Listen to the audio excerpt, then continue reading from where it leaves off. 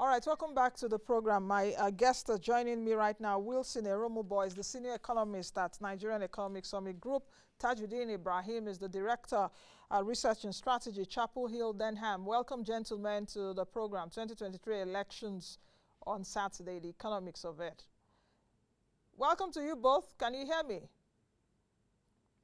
I can hear you. Yes, I can hear you. Thank you very much for having me on. Okay, fantastic. Now, let me start. How consequential is this election? Are the elections that will take place on Saturday, the sixth one from 1999, 24 years of uninterrupted democracy? Let me quickly ask you, Tajudeen, what you think in a few seconds, and the same question will go to you, Wilson. Well, I think it is a very important, election, considering that it is an opportunity for Nigerians to, number one, elect a leader that will positively change the, governance of Nigeria. Number two, and when I say, bring about positive changes in governance, I'm talking about improvement in, transparency, improvement also in accountability, on the part of the government. It is also very important because we need to elect a leader that will drive Nigeria's economic fortunes in a faster way and bring forth to all Nigerians the benefits of being an independent country. Okay, Wilson, what's your own view? Well, for me, I think it's an election. It's not just an election that will decide the next 4 years for Nigeria. It's something that will decide perhaps the next decade for our country. And why I say this is because if you look at the global economy, right? I mean, we live in a much more volatile world, right? There's a war going on in Europe, right? The cost of living crisis, across many countries. We have global supply chain bottlenecks, and even the advanced countries, right, are feeling the heat of what's happening. And then countries are looking inwards to see how they can, produce goods for themselves rather than relying excessively on exports. There's also a technological revolution. We've seen lots of innovation coming up, disrupting, work and all of that. Back home here, in the last 7 years, we've had two recessions, right? The GDP numbers just came out recently, 3.1% growth in 2022, which is quite lower than what we had a year before. Inflation above 20%, unemployment quite high, at 33%. Poverty, still very high, 133 million Nigerians. So, I mean, a lot of things are happening. Nigerians have gone through a lot in the last 7 years. And I think, this is an election that will determine Nigeria's trajectory. So the question, therefore, is who will Nigerians, hand over their future to navigate them in this complex and more volatile world? Mm.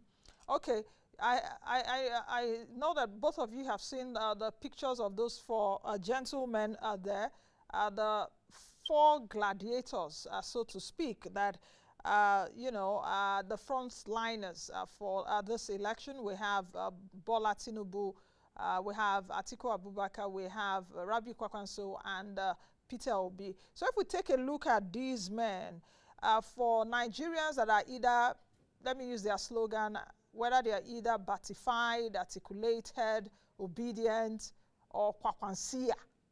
I don't know, I know that both of you have been watching the rallies, have been watching the debates, have been watching the discussions around these four men. How satisfied are you with the ideas that all the men brought forward as to fixing Nigeria's economic crisis? Tajudeen, are you there? Can you take that?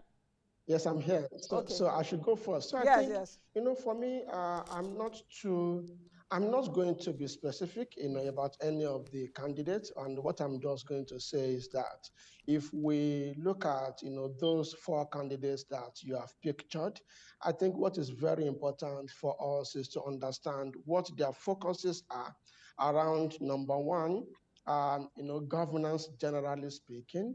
what their focuses also are around, the economy, and very importantly around, security. And, we should also focus around, what their targets and ideas are in terms of ensuring that this country will go back to like or the 1970 years, where we largely speaking we're producing and exporting to other countries, and our focus was not, on crude oil. We were very present and, productive on the, non-crude oil, sector of Nigeria, and we really were generating, substantial money in terms of, foreign currency.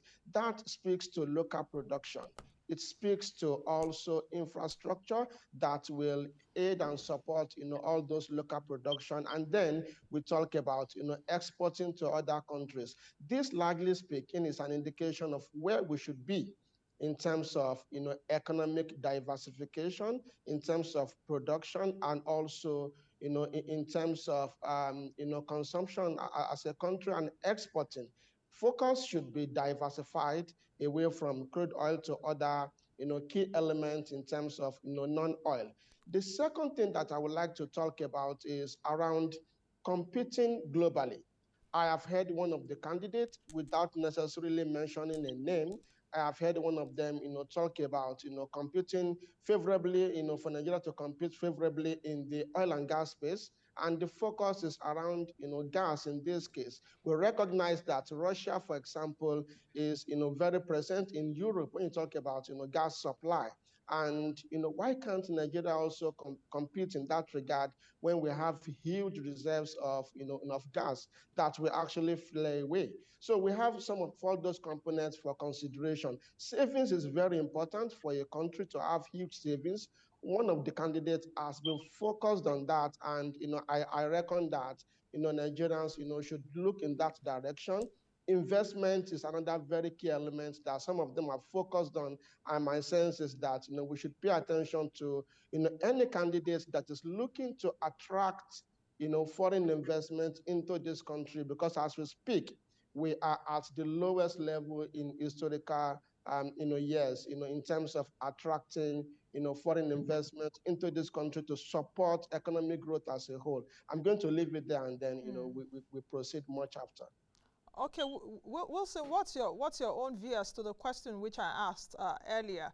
And let me also add to it, as we're just about 48 hours to the presidential elections, do you think that Nigerians are going to go to the polls with a satisfaction of getting the house from the presidential candidates that have been speaking in the last few months? Or do you think that they will be going to the polls with something else on their mind, perhaps ethnicity, religion, and all of that? Do you think that this election will be more of an economic election? Well, I think first of all, you showed four uh, main candidates, as it were, and in a few years back, right? I'm sure you would have shown maybe three or Two. two, right? So I think for Nigeria, that's something quite good. The fact that we're having this breadth, across the political parties, and ensuring that more people are gaining that sort of prominence among the masses. So I think that's something quite good. In terms of whether or not people will look at these, what will decide people's decisions, or choices on that day. I think it's a combination of both economic factors and non-economic factors, right? I mean, you can't separate the economy from what people are feeling, right? When we talk about unemployment, poverty, and some of these numbers, people tend to think, oh, economists are here putting out numbers, but the actual fact is that these are lives of people. These are, everyday experiences of what people are feeling. But also, we've seen cases where, political affiliations, tribal and religious affiliations are also, still playing quite an important role in the elections. And I don't think that will go anywhere anytime soon. And another key factor for me, I mean, if you watch a football match, right, the referee is also very very important, especially in making decisions, making the calls, the files, and all that. So in this case, referring to the electoral body, INEC, and even all the other stakeholders, the non-state actors, I think a combination of how all of these players, play their roles will also influence, the outcomes of the election. But on the voter side, I don't think it's just the economic issues or the state of the economy that will influence their decisions. We've seen some people would obviously vote for a candidate based on the fact that he's from their region, he's from maybe their village, and all of that. I will see that happen in Nigerian election. I don't think this will be different. Okay, Wilson, just to let you know also that I watch football match. So I understand. I'm a football fan, and my club is Chelsea. So those of you that are Arsenal fans, don't come for me, please. Enjoy your ride now. I know that for Chelsea, perhaps we are number 8 or number what on, on the league, so don't even come for me. Don't come for me. But let's talk about the referee, just like you mentioned earlier, which is INEC. I mentioned at the beginning of this program that the election will conduct on Saturday, and on March 11 will be the costliest ever. Over 300 billion earmarked for this election, apart from the about 40 to 50 billion naira for INEC's annual budget. Do you think that INEC will deliver value vis-a-vis the amount that the electoral body will be spending this year? We don't want to hear story, do we, as Nigerians, with the amount of money? Yeah. Okay, so for me, I think we should expect them to deliver value, and the starting points to begin to understand what that number looks like, which is 305 billion is what has been budgeted, but that excludes about 40 to 50 billion annual budget for them. If we focus on just that 305 billion, what we note is that that number is about 61% higher than what we spent for the 2019 election. So if we put it in economic sense, let us consider the consumer price index. Between 2019 and 2023 January, the consumer price index, for instance, has increased by 84%. So which means that the budget about 305 billion that INEC has pushed forward, that is to be spent, is not ahead of inflation if we consider the fact that they have to make several procurements and also put in place all the equipment they need, the staff, and cater for them as well. So bearing all this in mind, I think fine, it is the highest that the country has spent on election, but it is also a reflection of the state of the economy as a whole, in terms of how inflation has been rising since the last election period. The next thing I think we should talk about is how prepared are they. And I think from the news flows that I have listened to since like yesterday, if we I think I am comfortable that they sound prepared, and they've started to deploy all the election materials to various states, and Lagos State is one of the key states that I think they have reached, and we will expect them to cover more grounds today. Whatever INEC does on the day of election is largely speaking dependent on the level of security that is provided for them. This is where I think Nigerians should also watch out for, and the government should ensure that there is tight security around INEC staff, around polling booths, and even also around the ballot boxes. It is when we have all this in place that one can rest assured that the election will be peaceful and also considered free and fair. I think those are very crucial elements to my mind. Let me bring in Wilson and ask about this INEC preparedness in the area of the over 93 million eligible voters that are expected to queue at the polls on Saturday. What does this also say for Nigeria? You know, for Nigerians, taking a look at over 70%, about 75% of that population is between the ages of 18 and 49. How do you think that this would also translate? Well, what this means is that a lot of people are, interested. A lot of people are, trying to get involved to decide who will become Nigeria's next president. And even more than ever before, we've seen many young people, deciding that they will vote in this election. And I think that's something quite remarkable, and it's something good for the country. And also, Tajudeen also spoke about, the amounts budgeted for this election by INEC. I think a large part of it would also be the increasing number of voters, in anticipation that we should get from this election, and judging by what we have in terms of registration. So that also is a costly thing that the INEC would need to prepare for all of that, logistics and other issues. So I think it's quite good that many Nigerians are willing to vote. But what we will be looking at, is whether or not this would translate into actual voting, whether people will come out. We've seen, in the past cases where people just want the card, as a means of identity, right? You needed to open maybe a bank account or something. But we hope that this time a lot of people will come out, and especially because at the beginning you showed us that there are quite a diversified number of leading candidates, or main candidates. So hopefully we will get to see Nigeria exercise their choices, on Saturday to put a leader forward that will address, all of these huge, problems that we're facing now. Some of them occasioned by the global environment, so some of them caused by maybe some level of inaction that and decisions that we should have taken, but we did not locally. Okay, Tajudeen, let me come to you. But before I come to you, let's take this card if we're ready with that. The Nigeria's economy at a glance.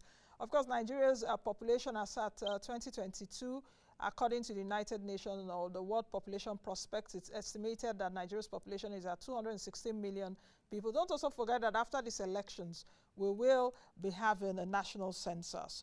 39.6% below age 35, 76.5% of eligible voters are young people. Our GDP is around 440 billion US dollars. GDP per capita, 2,065 US dollars. Some parties have, have campaigned that they will take that GDP per capita higher than 2,000 US dollars. Our 2022 GDP full year, according to the National Bureau of Statistics, came in at 3.10%. That came in just a few hours ago. For Q4 2022, it came in at 3.5%. So what you're seeing there, let me just explain to our viewers. 2022 GDP means that the economic growth for Nigeria last year was at 3.10%, which is still far less than our population growth. Life expectancy in Nigeria, 53 years old. Unemployment rate at 33.3%. Literacy level, 62%. Of course, Nigeria's size, 923,768 square kilometers. 63% of us are multidimensionally poor within that size. Inflation at 21.82% as of January 2023. FX rate official 461 to $1 US. So that's the data that we will be looking at as we go to the polls on Saturday. Does that make sense, Tajudeen? Do you think that Nigerians are interested in what I've just reeled out? Is it that they are interested, or is it affecting all of us? If you ask me that question, I will say that the only Nigerians that are interested in the question that you asked are the educated Nigerians, and in most cases the very savvy Nigerians. They are the ones that look at those numbers and are interested in it. At the same time, we have foreign investors and also foreign partners of the country that are interested in the numbers. If you understand what I mean the likes of the World Bank, the likes of IMF, and some other different development, finance institution are largely speaking interested in the numbers that you showed. And for us at Chapel Hill Denham, we believe that there are some 6 to 7 key elements that and the incoming administration has to bear in mind and put in place and address those key issues. Number one is around you showed foreign currency. We believe that we should have convergence of FX rates. Speaking about the dollar naira exchange rate in this case, we believe there should be a devaluation that will reflect the actual value of the naira across all the markets. Because when we do this, it will breed confidence in foreign investors, to come to this country because they will have some reasonable level of prediction around where exchange rate is, and they will be dealing with only one exchange rate instead of the several rates that we have. Number two element in my mind is around infrastructure development. We need to focus on education. We need to focus on health. Very importantly, we have to fix security. We have to ensure that we have provision of employment, because when you provide employment, you provide a lot of other opportunities around pension, for instance, around increase in consumption. We have all these elements, and if you take a look at one of the key numbers that you showed, that number is our economic growth. 3.1% is the number for the full year of 2022, but at the same time, we are growing our population by close to 3%. What that means is that the economy is not really developing as much as it should. For us to have a commendable growth rate, we'll be talking about high single digits, maybe like 9, 8, 9%, or even more compelling double digit growth rate, about 14, 15%. How do you achieve this if you do not have the right leader that will steer the ship in the right direction? So these are some of the elements that I believe that very savvy investors or Nigerians will be looking at before they vote on Saturday. Not many Nigerians will be looking in that direction, but the educated and the very savvy one will look in that direction. And I think some of these candidates have that without necessarily mentioning anybody's name. Wilson, do you agree with Tajudeen on that? As to many Nigerians are not looking at these numbers, but these numbers have human faces, and these numbers are human beings. These numbers are feeling that there's no money in the pockets. These numbers are feeling that food prices are going up. These numbers are human beings. So do you really agree with Tajudeen on that? That is people like us, foreign investors, people that have, have financial knowledge, people that are a bit savvy, that understand what these numbers are. Well, I think it's a mixture of both, but I agree with Tajudeen, because when we talk about all of these GDP and all of that, there's still people, like I mentioned earlier, there's still people that would vote based on political affiliation, right? Maybe they are close to power, maybe in one of the candidates, team, and perhaps they are looking for a case where he wins, I become XYZ, right? There are people like that. There are people who would vote for a person regardless of whatever his policies are. I mean, some of them may not even know what the person's plan is. It's just about where the person is from. Some would vote based on religion, religious affiliation, and all of that. So yes, I think to a large extent, among those who are, who have some level of formal education and can understand these numbers, right?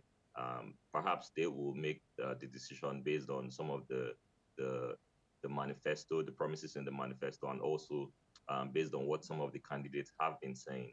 But I think majority of Nigerians will, I don't think they would pay attention to these economic issues, just like Tajudeen has said, right? So which brings me to the point that we also need to make a lot of investments in education, getting people to understand basic data and statistics. I'm not sure how many people would even understand the manifesto of these candidates, especially when we're talking about rural areas, rural setting, not just people who sit in offices with laptops and can read. How many of these translations have been done in terms of local languages to reach out to people in the remote areas. So I'm not sure how much of progress we've done in that area, and that is a job for even the candidates themselves and even other stakeholders who understand these numbers to try to break it down and ensure that people make the right choices. Tajudeen, let me come to you as we round up. We have about 5 minutes to round up. And I don't know if you saw the article on Bloomberg, and let me just read the heading. It did say, investors already bet Nigeria's next leader has no chance of fixing the fiscal crisis. Was that alarming for you, that whosoever comes in will not be able to fix Nigeria's fiscal crisis? Well, I think that is the perspective of many foreign investors, and I do not really blame them, because it is an indication of what they hear from wherever they are located in their country.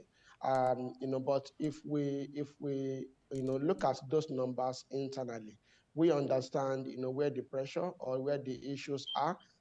We know that one of the key problems for this country is the ability to generate revenue that will be enough, to cover our debt servicing. And also we will still have, a substantial part of it available to invest in infrastructure and, any other, capital expenditure, in the budget. And this is where I believe, I really do not agree with them 100%, because I think we have at least one or two of, the candidates for the Saturday poll that is really determined to lift Nigeria in terms of revenue generation, for the ability of the government to be able to generate more in terms of revenue. And my mind is that the focus will be on non-oil tax revenue. By the time, if you look at non-oil revenue for this country, it has been surpassing, or at least being close to the budget in the past couple of years. That is commendable. And I think any new strategy around ensuring that we fire on all cylinders on that front to generate bigger non-oil revenue for the country will make a positive impact. We will not get there this year. Maybe from like 2024, the story is going to change. And my sense is that, foreign investors will themselves, see how those numbers change if we choose and elect the right, leader on Saturday. So Wilson, coming to you now as we're rounding up, do you think that if we're able to conduct a credible election on Saturday, that will be a moral booster, not just a moral booster also, but will be a booster for the economy? Absolutely. Because if you look at almost all of the international agencies, I mean, Fitch also did a report, and they were also quite, they based their projections on what will happen after the elections. Of course, we all know that elections come with uncertainty, right? But reading that Bloomberg article, I mean, even the headline, I completely disagree with some of the positions they had. Saying that Nigeria's next leader has no chance of fixing yes. The fiscal crisis. That in itself, right? I mean, how pessimistic can you be, right? I mean, they didn't even base that on the candidates to say maybe candidate A, B, C, or so, right? It's just almost like whoever emerges as president cannot do anything. And you're wondering, so why are we having an election in the first place? So I completely disagree with that kind of perspective, because as Nigerians, right? This is a major election, like I've mentioned over time, and yeah, so we need to exercise this right and be hopeful that things would turn out well. They also did not even look at the time dimension, right? If you said in the short term things are difficult, and yeah, it would be difficult to fix them in 1 year and 2 years, I think that really makes sense. But to rule out the fact that no one can fix these problems we have. I don't think that's an appropriate approach. But I think one thing is also clear, that whoever emerges president, right? I mean, needs to hit the ground running, Yeah. from the start. We can't afford to, go the trajectory of 2015, when after the elections, it took us quite a while to put up a team together, to put up a cabinet minister. I think the cabinet, a set of ministers, right? So this time is different, right? Things are quite difficult. So we need to hit the ground running, put up a credible cabinet, a cabinet of competent people who have expertise in that area to, make policy decisions, attract investment into the country. And if you look at, Nigeria's investment inflows in the last couple of years, right? I mean, just in 2021, we had about, was it $6.7 billion inflows. FDIs has remained under 1 billion, around $1 billion, over time, right? And for Nigeria, I think that is really small. In terms of diversification, finally, I think one of the key things that we've seen is that the inability of us to take advantage of even higher oil prices. So I'm not for one that would say, diversify away from oil. Like, it's almost like, let's kill oil to grow the non-oil sector. I think it has to be a combination of both, right? Crude oil sector has been in recession, right, for since 2020. I mean, it's posted consecutive negative growth for 11 quarters, even when you look at the last quarter figures that the NBS released. And what it means is that we are losing billions of dollars of revenues that could have been used to finance some of these fiscal problems that we're having, or even used for savings as well. So let's grow oil, but at the same time, let's grow non-oil faster, right? And that's the real concept of Okay. diversification. It's almost like it deals. Okay, Wilson, thank you very much. We've got to go now. Wilson Erumebor is the senior economist at Nigerian Economic Summit Group, as well as Tajudeen Ibrahim has joined me so far. He's the Director of Research and Strategy at Chapel Hill, Denham. Well, thank you to you both for joining me. I hope we'll get to speak after the elections on Saturday, and let's see how that goes. Thank you, gentlemen, for joining me today. Okay. Have a good day. Thank you for having me. All right, that's the much you can take on today's edition of the program. I am Nancy Naji. Be the best you can be, and be that change that you want to see.